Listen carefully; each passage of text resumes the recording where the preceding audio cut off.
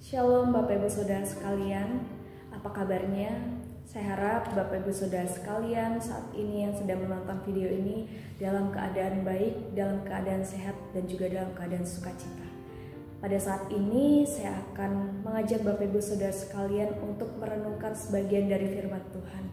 Namun sebelum itu, marilah kita tunduk kepala, kita akan berdoa terlebih dahulu. Mari kita berdoa. Allah Bapa kami yang bertahta dalam kerajaan surga, sungguh kami bersyukur Engkau memberkati kami pada pagi hari ini, bahkan Engkau memberikan kesehatan, kekuatan yang baru kepada kami. Saat ini Bapa, kami akan merenungkan sebagian dari firman-Mu. Biarlah apa yang kami renungkan ini nantinya bisa menjadi landasan hidup kami, bahkan pedoman bagi hidup kami nantinya Tuhan. Terima kasih Bapa. Kami serahkan doa kami ini ke dalam tangan kuasa-Mu. Hanya di dalam nama Tuhan Yesus kami berdoa dan juga mengucap syukur. Haleluya. Amin. Baik Bapak Ibu Saudara sekalian, saya mengajak kita semua untuk membuka Alkitab bersama-sama. Kali ini diambil dari Yeremia pasal 17 ayat yang ke-7. Saya akan membacakannya. Yeremia pasal 17 ayat yang ke-7, demikian firman Tuhan. Diberkatilah orang yang mengandalkan Tuhan, yang menaruh harapannya pada Tuhan. Amin. Renungan pada pagi hari ini saya memberikan tema yaitu Tuhan harapanku. Saya mengambil tema ini teringat pada satu lagu nyanyian pujian dengan judul Tuhan harapanku. Dan ketika saya mengambil renungan ini, saya teringat pada satu kejadian, satu berita.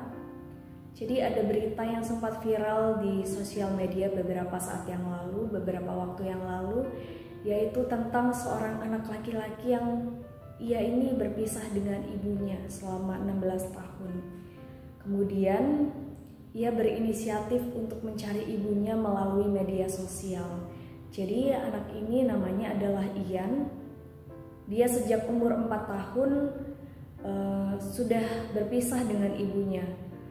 Ayah dan ibunya bercerai, kemudian ia sama sekali tidak boleh bertemu dengan ibunya sampai Ian berumur 20 tahun.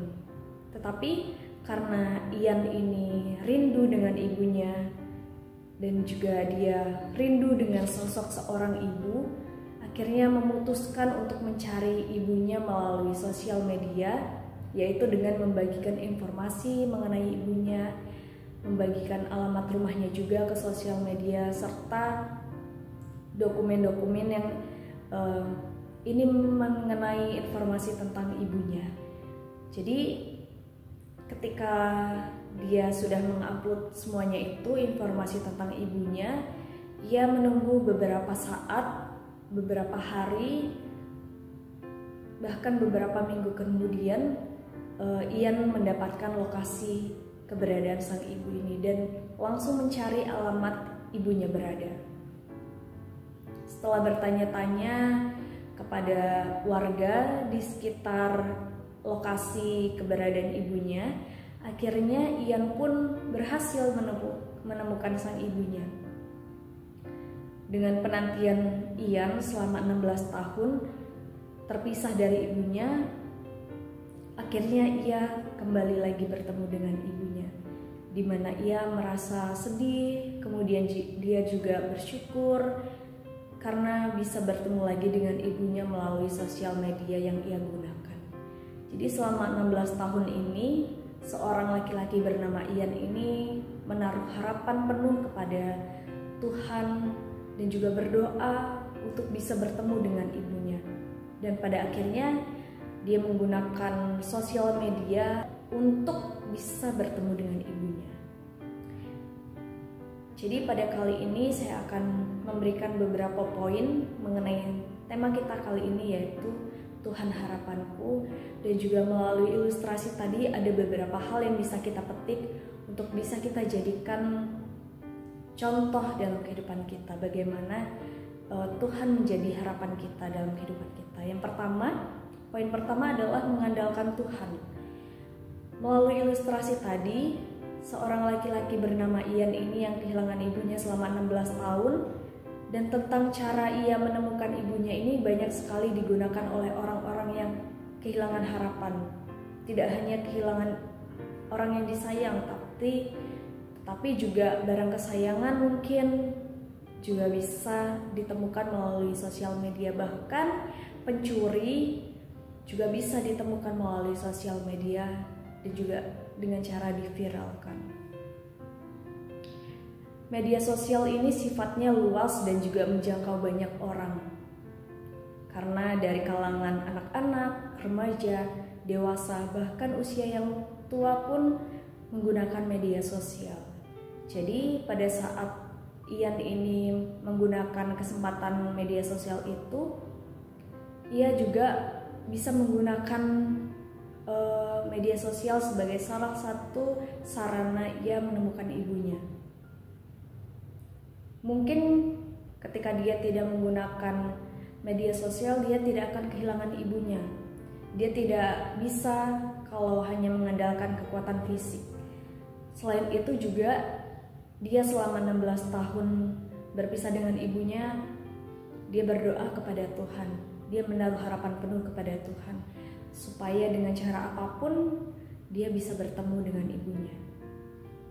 Selain daripada mengandalkan sosmed, dia juga menaikkan setiap doa-doanya kepada Tuhan.